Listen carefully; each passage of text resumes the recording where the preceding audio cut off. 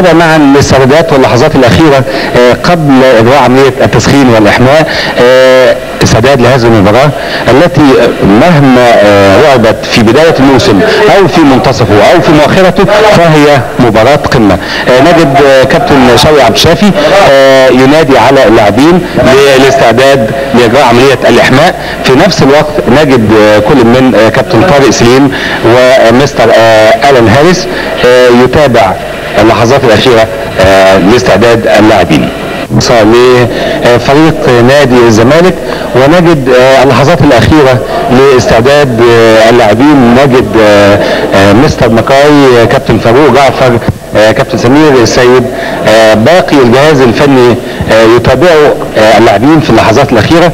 نلاحظ كابتن فاروق جعفر وايضا العرق فيما يبدو انه يستعد استعداد فكري ايضا لهذه المباراه الهامه. كل لاعب شغل نفسه باستعداده. الجهاز الطبي المعاون يعد اللاعبين ويعد العضلات استعدادا لهذه المباراه.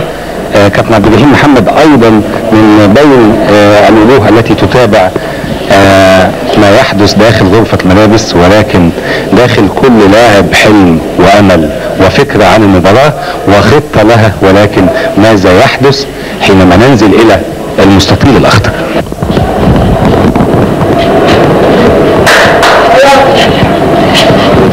للاعبين لفريق الاهلي يسعدنا اللقاء بمستر ألان هاريس مدير الفني للنادي الاهلي ومعنا للترجمه. This is the first time we have met, so whoever wins, good luck to him. طبعا دايما بنلتقي كمدربين مع بعض ضد بعض مع ناديين كبار دول. طبعا انا برضه بتمنى المباراه دي نتمنى ان شاء الله ان نكون تليق باسم الناديين. اتمنى ان شاء الله ان الزمالك يكسب طبعا فرقتي وبيتي يعني يكسب ان شاء الله باذن الله. بالتوفيق يا كابتن اسماعيل. ايضا مباراه النهارده واستعداد الزمالك لها كمعسكر لمباراه القمه. والله احنا يعني اشتغلنا من ساعه ما رجعنا من السفر، ما كانش فيه راحه خالص. وصلنا الاربع اشتغلنا على طول يوم الخميس، دخلنا معسكر يوم الجمعه والسبت، والنهارده بدانا نلعب المباراه الاعداد من ساعه ما كنا هناك في الجزائر.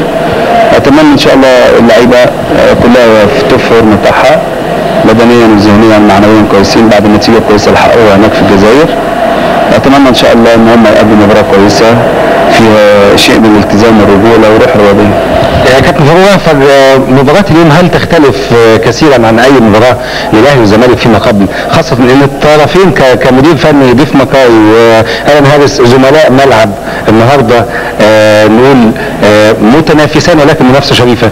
هو النهارده مباراة الاهلي والزمالك تختلف في حاجة يمكن لأول مرة، ان مباراة الاهلي والزمالك جاية أول مرة تحصل في الأسبوع الرابع، يعني بالنسبة للاهلي والزمالك المباراة الثالثة في الدوري العام. فدي جايه بدري جدا، اللعيبه مش متعوده على الشحن العصبي الكبير ده ولا المعنوي. بالنسبه للناحيه التكتيكيه مستر مكاي ومستر هاريس طبعا دي في ايد اللعيبه، يعني اي فكر بيتقال اللعيبه هو اللي بينفذه.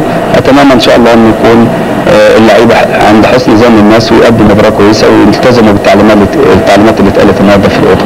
نقول الشحن الزايد ده في الاسبوع الرابع هل ده يبقى ممكن اللاعب يستقبله بايه؟ هل يفيده او يضره؟ يضر اكتر من يفيد، يعني لسه ما خدش الكم من الاحتكاك في مباراه الدوري العام. اكيد الجمهور بيسال ايه اخر موقف ايمانويل بالنسبه لمباراتنا؟ مش جاي يعني عملنا كل الامكانيات، لكن صعب جدا ان هو يقدر يجي. هيجي الساعه 4 ما اقدرش انا طبعا الطيارات حته ان الطياره تيجي في ميعادها ما تجيش في ميعادها ده في علم ربنا، فاحنا ما نجازفش ونحط امال على واحد هيجي الساعه 4 لا قدر الله ما يجيش، هتبقى مشكله.